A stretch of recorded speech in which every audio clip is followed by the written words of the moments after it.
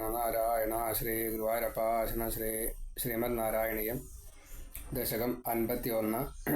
ഓം കദാചന വ്രജശിശുഭിः സമം ഭവാൻ വനാശനെ വിഹിതമതി പ്രഗേതരാം സമാവൃതോ ബഹുതരവത്സമണ്ഡലൈ സതേ മനൈർനിരഗമതീശജ്ജേമനൈ.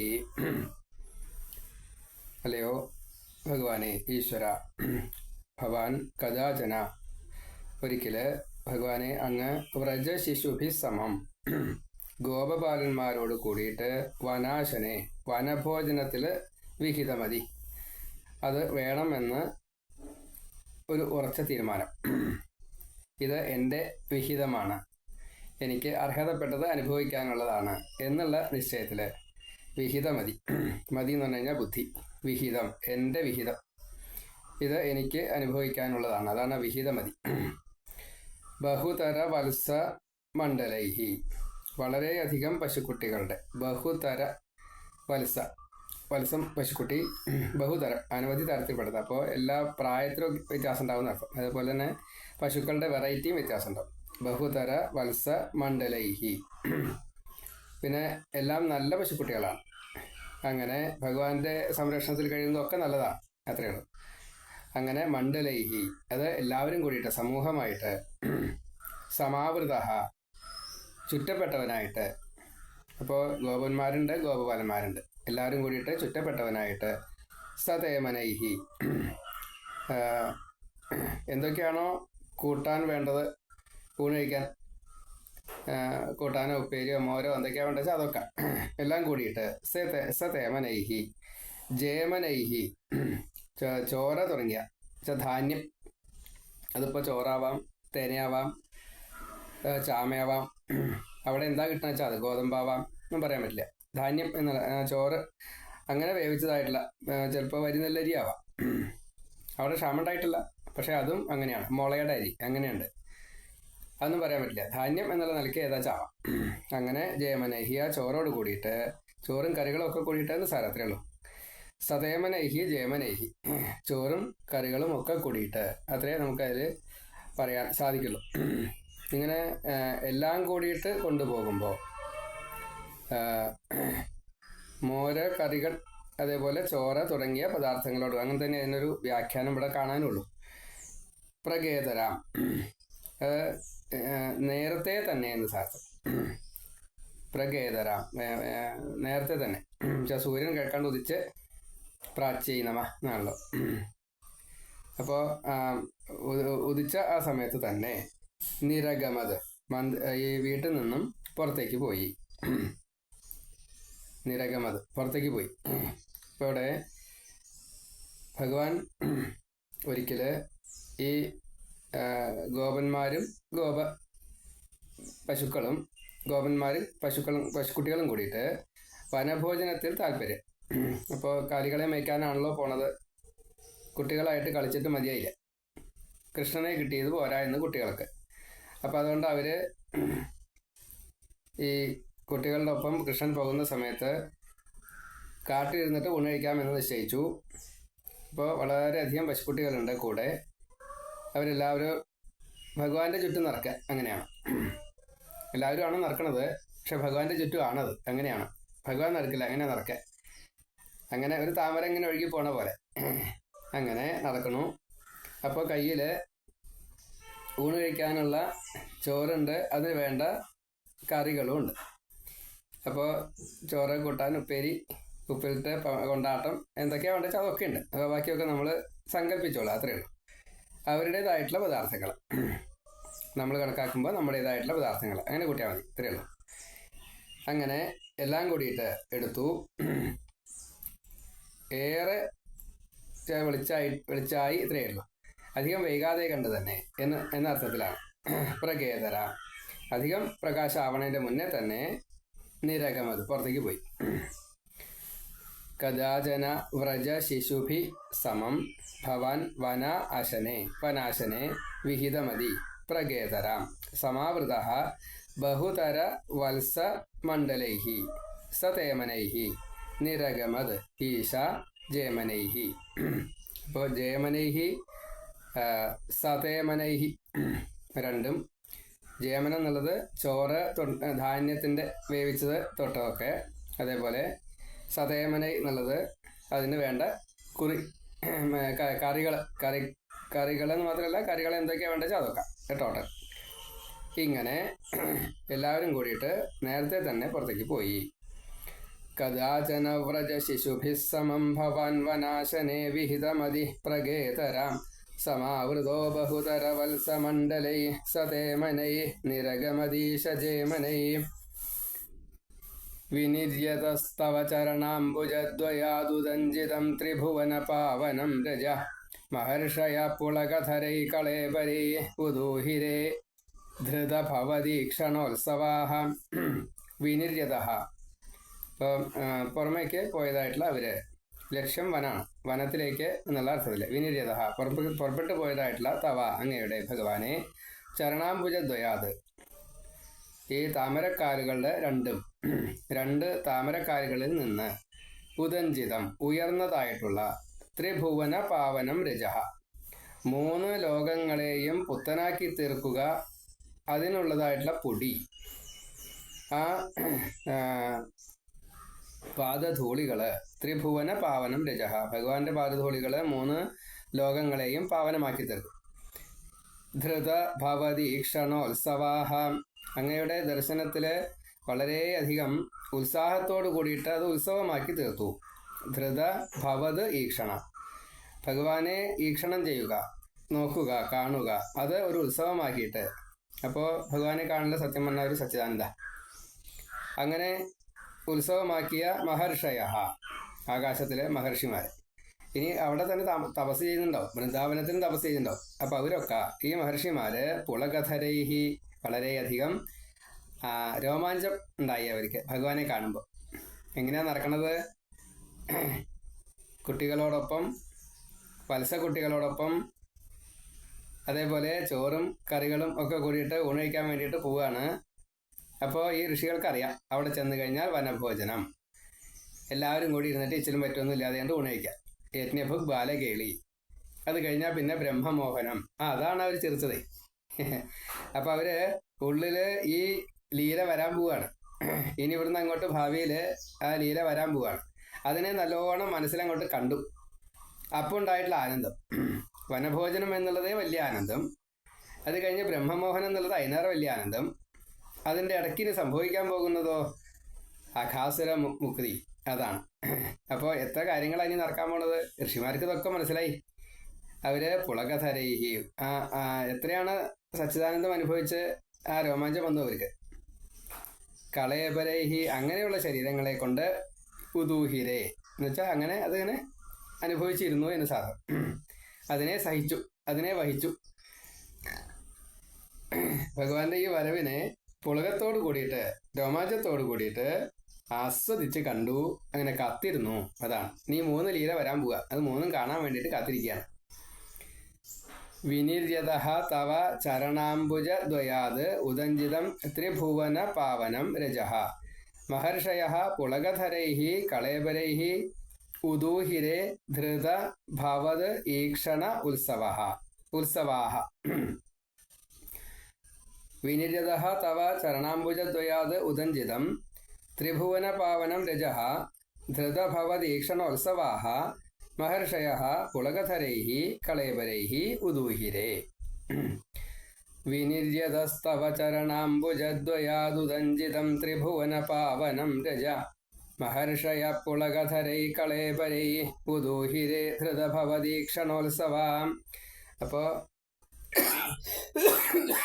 വനത്തിലേക്ക് ഇങ്ങനെ പുറപ്പെട്ടതായിട്ടുള്ള ആ ഭഗവാനും കൂട്ടുകാരും ഈ പശുക്കുട്ടികളും ഭഗവാന്റെ ഈ താമര പോലെയുള്ള കാലുകളിൽ നിന്ന് ഉയർന്നു വന്നതായിട്ടുള്ള 3 ലോകത്തെയും ശുദ്ധമാക്കി തീർക്കുന്നതായിട്ടുള്ള അങ്ങയുടെ ഈ പാദധൂളി, അതേപോലെ തന്നെ ആ ഭഗവാനെ കാണുമ്പോൾ ഉണ്ടാകുന്ന ആനന്ദം, അത് രോമാഞ്ചമണിഞ്ഞുകൊണ്ട് മഹാഋഷിമാര്, ദേവന്മാര്, ഋഷിമാര് മാത്രമേ പറഞ്ഞിട്ടുള്ളൂ, ദേവന്മാരെ തൊട്ടുള്ള എല്ലാവരും ഇത് അനുഭവിച്ചു കൊണ്ടേയിരുന്നു.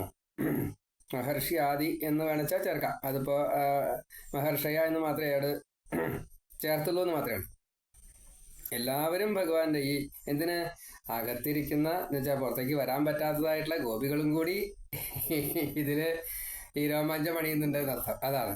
അപ്പൊ അത്രയും കൂടുതലുണ്ട് അവിടെ. ശ്ലോകത്തിൽ അവിടെ ചേർക്കാൻ പറ്റില്ലോ, അതിനൊരു കണക്കുണ്ട്, ആ കണക്കിൽ കൂടുതൽ ചേർക്കാൻ പറ്റില്ല, അതുകൊണ്ടാണ്. ഇനി പ്രചാരയത്യവിരളശാദ്വലേ തലേ പശൂൻ വിഭോ ഭവതി സമം കുമാരകൈ അഘാസുരോന്യരുണദഘായ വർത്തനീം ഭയാനക സപതി ശയാനകാകൃതി.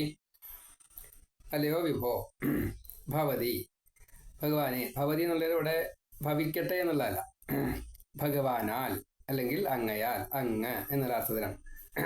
ബഹുമാനത്തോട് കൂടിയിട്ട് അവിടെ ഈ സ്ത്രീലിംഗോ അല്ലെങ്കിൽ അങ്ങനെയുള്ള രീതിയിലല്ല.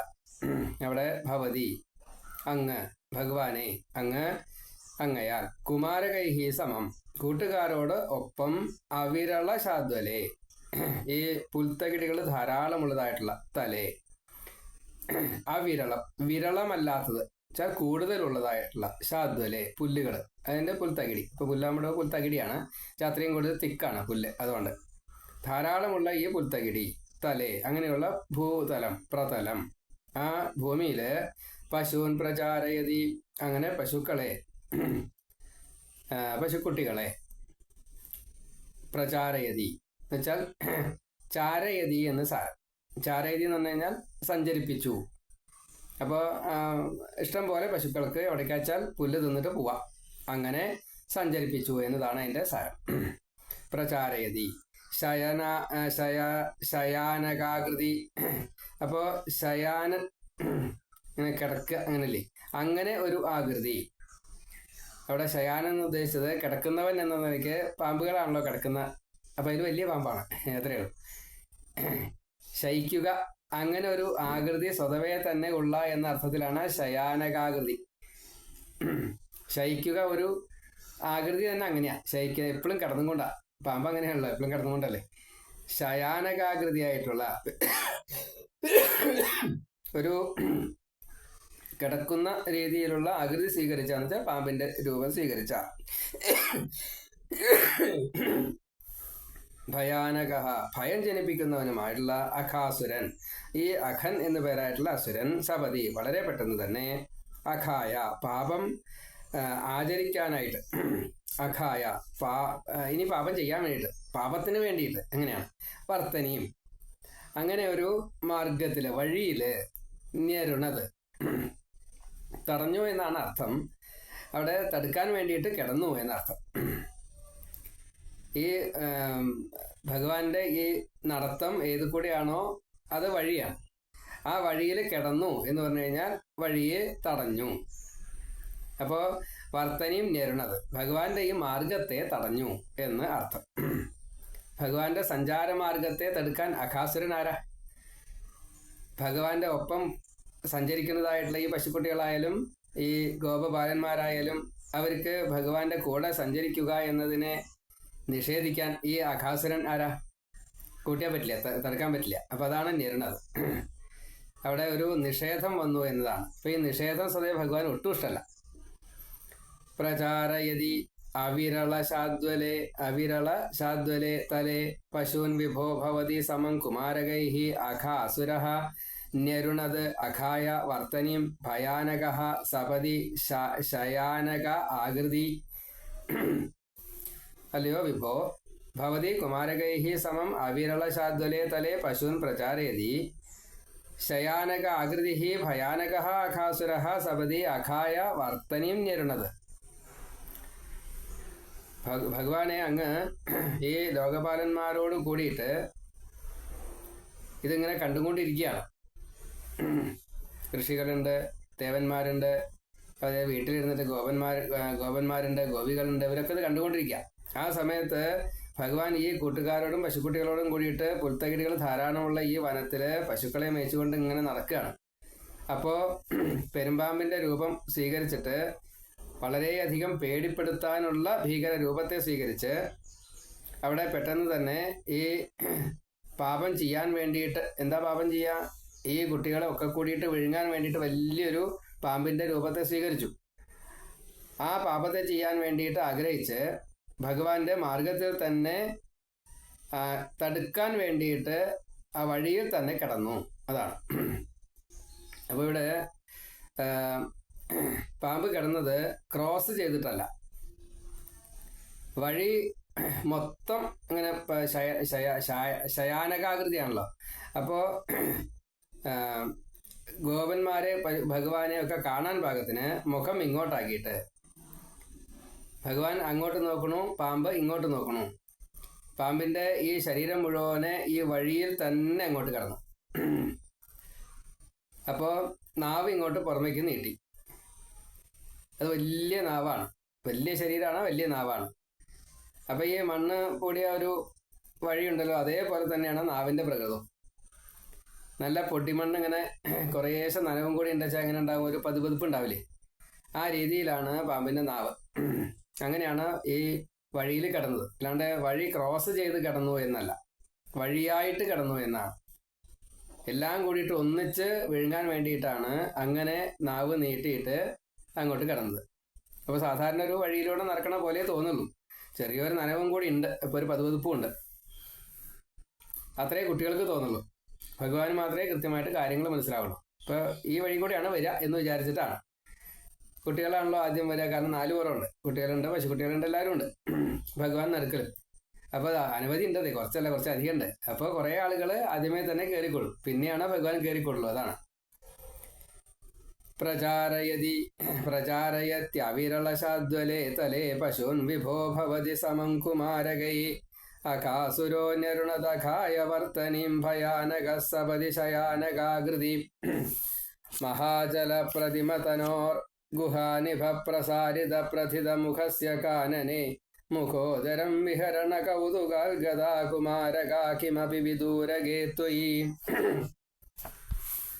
ത്വയി ഭഗവാനെ, അങ്ങ് കിമപി ചില സമയത്ത്, അല്ലെങ്കിൽ എന്തൊക്കെ എന്നുള്ള അർത്ഥത്തിലാണ്. കിം അഭി എന്ത് കാണിച്ചാവാം, അങ്ങനെയുള്ള ഇവിടെ ഇപ്പോൾ ഉദ്ദേശത്രേ ഉള്ളൂ, സ്വല്പം ദൂരെ.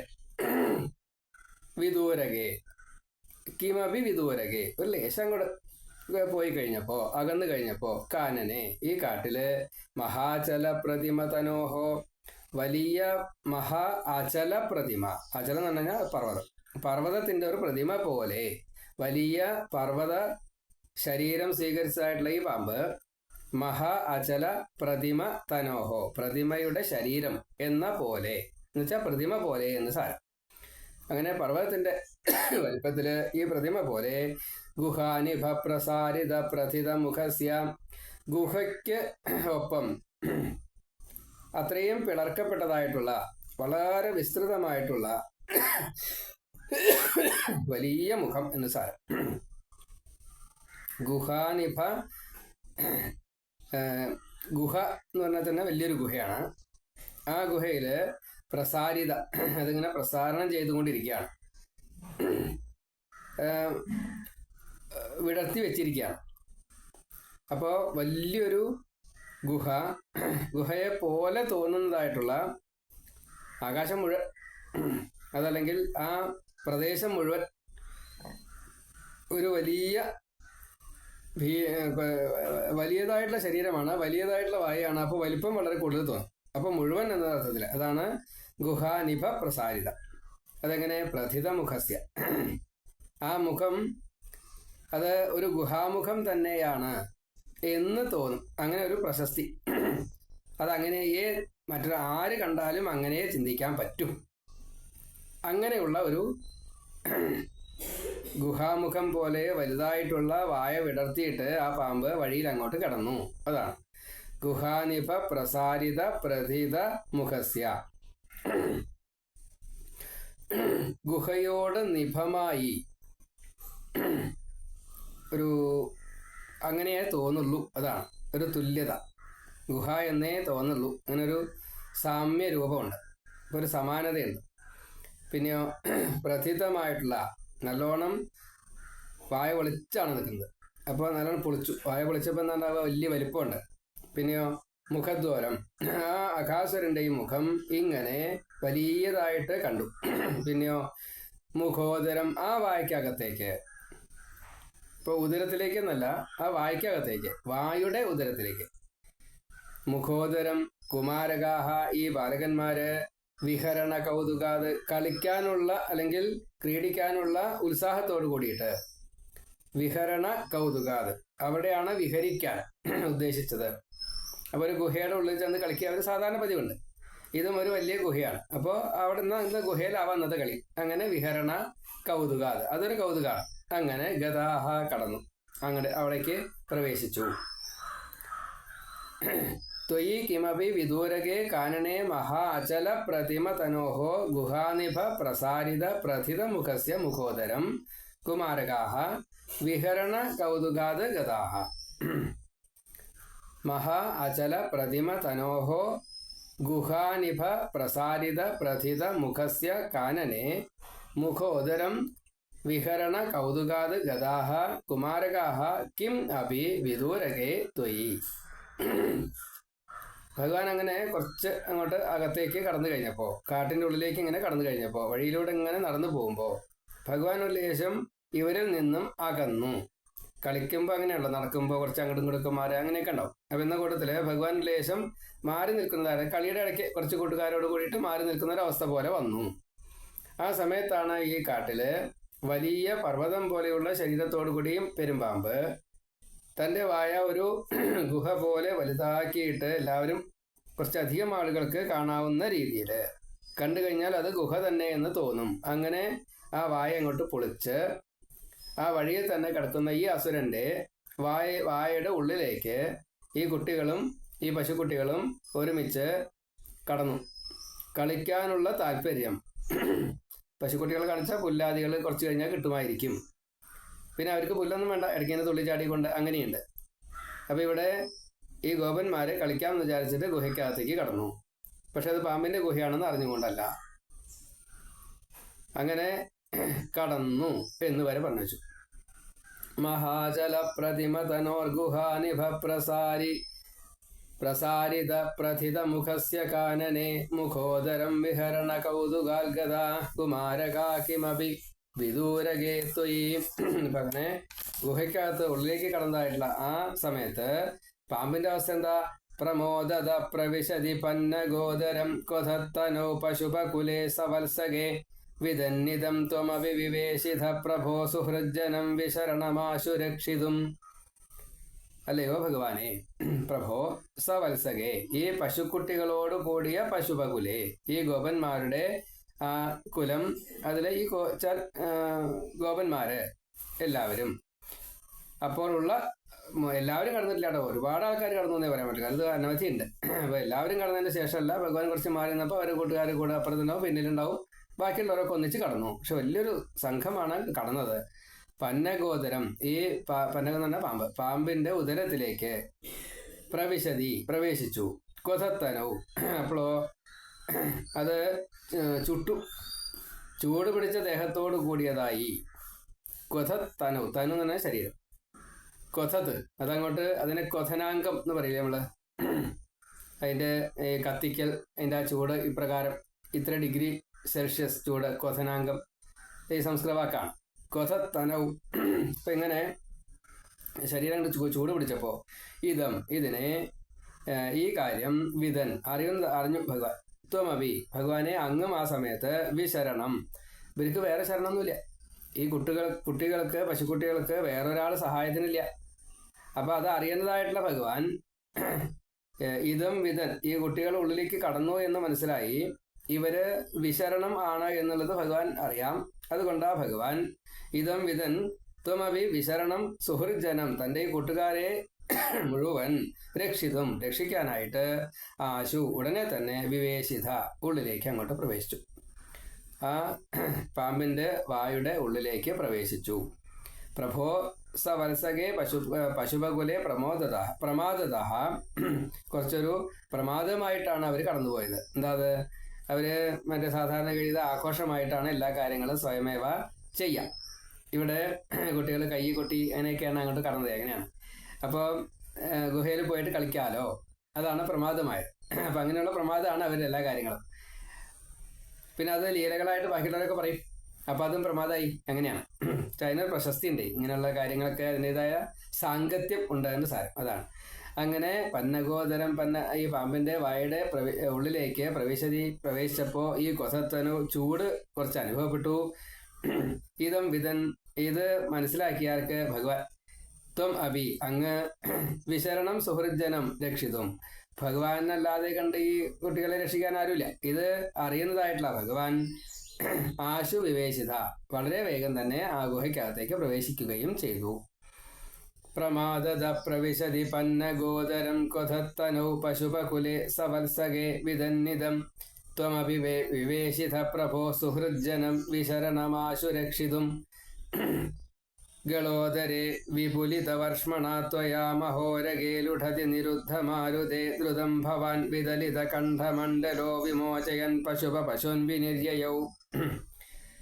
ഗളോദരേ, ഗളം എന്ന് പറഞ്ഞാൽ കഴുത്ത്, കഴുത്തിന്റെ ഉള്ളില്, കഴുത്തിന്റെ വയറ് എന്നല്ല, കഴുത്തിന്റെ ഉള്ളില്. ഉദരം എന്ന് പറഞ്ഞാൽ വയറാണ്. അപ്പൊ ഗളോദരേ കഴുത്തിന്റെ വയറില്, അപ്പൊ കഴുത്തിന്റെ ഉള്ളില്. ഗളോദരേ വിപുലിത വർഷ്മണ വലിയതാക്കിയതായിട്ടുള്ള ശരീരം, വിപുലിതം വല്ലാണ്ട് വിപുലമാക്കി തീർത്തു. എന്ത് ശരീരം? വർഷ്മണ അങ്ങനെ വളർത്തി വളർത്തി വളർത്തി വന്നു. വിപുലിത വർഷ്മണ ഭഗവാൻ തന്റെ ശരീരത്തെ വളർത്തി എന്ന് പറയാണ്. ത്വയാ ഭഗവാനെ അങ്ങയാൽ നിരുദ്ധമാരുതേ തടയപ്പെട്ടതായിട്ടുള്ള കാറ്റ്. ഭഗവാന്റെ ഈ വലുതാവല് കാരണം കൊണ്ട് ഈ അഘാസുരന്റെ വായിലിരുന്നിട്ടാണ് ഇത് വലുതായത്. അപ്പൊ എന്ത് സംഭവിച്ചു? അകത്തേക്ക് കടക്കുന്നതായിട്ടുള്ള കാറ്റ് പ്രവേശിക്കാതെ ഉണ്ടായി. അത്രയും തിക്കായിട്ട് ഭഗവാൻ അങ്ങോട്ട് വളർന്നു. എല്ലാ പുറത്തും തന്റെ ശരീരത്തെ അങ്ങോട്ട് മുട്ടിച്ചു. അപ്പോൾ പാമ്പിന്റെ വായുടെ ഉള്ളിലെ എല്ലാ സ്ഥലത്തും ഒരേപോലെ ഭഗവാന്റെ ഈ ശരീരത്തെ അങ്ങോട്ട് ചെലുത്തണമെങ്കിൽ എന്ത് വേണം? അങ്ങനെയുള്ള വളർച്ച വേണം. അത് ഭഗവാൻ സ്വയമേവ തന്റെ യോഗശക്തി കൊണ്ട് ചെയ്തു. അങ്ങനെ നിരുദ്ധമാരുതേ, പിന്നെ കാറ്റും കൂടി കടക്കാണ്ടേ. മഹോരകെ ഈ മഹാപെരുമ്പാമ്പില്ലേ ലുഠതി, അപ്പോഴേക്കും കുറേശ്ശെ പെരുമ്പാമ്പിന് കാറ്റ് കിട്ടാഞ്ഞാൽ എന്താ ഉണ്ടാവുക? പ്രാണവായു കിട്ടാഞ്ഞാൽ, ഓക്സിജൻ കിട്ടാഞ്ഞാൽ എന്താ ഉണ്ടാവുക? ശ്വാസം മുട്ടും. ശ്വാസം മുട്ടി കഴിഞ്ഞാലോ പെടയും. അങ്ങനെ പെടയുമ്പോൾ പാമ്പ് പെടയാന്ന് പറഞ്ഞു കഴിഞ്ഞാൽ ഉരുളന്നെ ചെയ്യാം.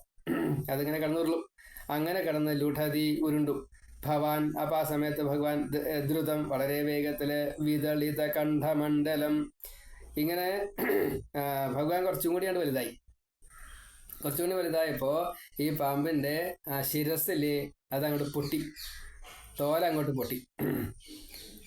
ഭഗവാന്റെ ഈ വളർച്ച കാരണം കൊണ്ട് കാറ്റ് തടഞ്ഞു, പ്രാണവായു കിട്ടാതെ കണ്ട് പാമ്പിങ്ങനെ ഉരുളാൻ തുടങ്ങി. ഭഗവാന്റെ ഈ വളർച്ചയ്ക്ക് ഭഗവാൻ കുറവ് വരുത്തിയില്ല, വളർന്നുകൊണ്ടേയിരുന്നു. അങ്ങനെ വളർന്നു കഴിഞ്ഞപ്പോ ഈ പാമ്പിന്റെ ശിരസ്, ആ തൊലി അതങ്ങോട്ട് പൊട്ടി. വിദളിത കണ്ഠമണ്ഡലം, അപ്പോൾ ആ കഴുത്ത് തലഭാഗത്താണ് പൊട്ടിയത്. കഴുത്ത് സാധാരണഗതിയിൽ മൃദുവായിട്ടുള്ള ഭാഗം താഴെയാണെങ്കിലും പൊട്ടിയത് മുകൾ ഭാഗത്താണ്. അവിടെ ഭഗവാൻ എന്തെങ്കിലും സൂത്രങ്ങൾ പ്രയോഗിച്ചിട്ടുണ്ടാവും. ഏതായാലും അത് പൊട്ടി.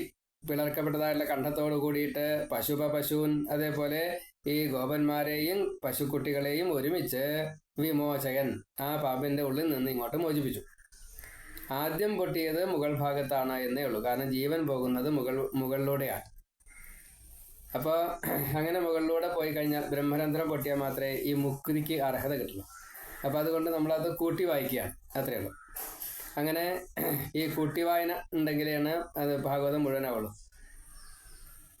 കണ്ഠമണ്ഡലം പൊട്ടി എന്നാണ് ഇതിൽ പറഞ്ഞു വെച്ചാലും അതിൻ്റെ ഒരു വിഷയം ഇങ്ങനെ ഉണ്ടായത് കൊണ്ട് മുകൾ ഭാഗം ആദ്യം പൊട്ടി, പിന്നെ ബാക്കിയുള്ള ഭാഗങ്ങളൊക്കെ പൊട്ടിയിട്ടുണ്ടാവും.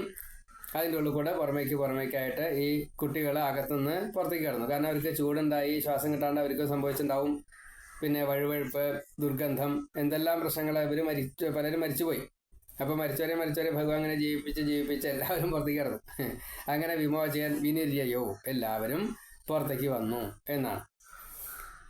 ഇങ്ങനെ ഗളോദരേ വിപുലിത വർഷ്മണാത്വയാ മഹോരകേ ലുഠതി നിരുദ്ധമാരുതേ ദ്രുതം ഭവാൻ വിദലിത കണ്ഠമണ്ഡലോ വിമോചയൻ പശൂൻ വിനിര്യയൗ.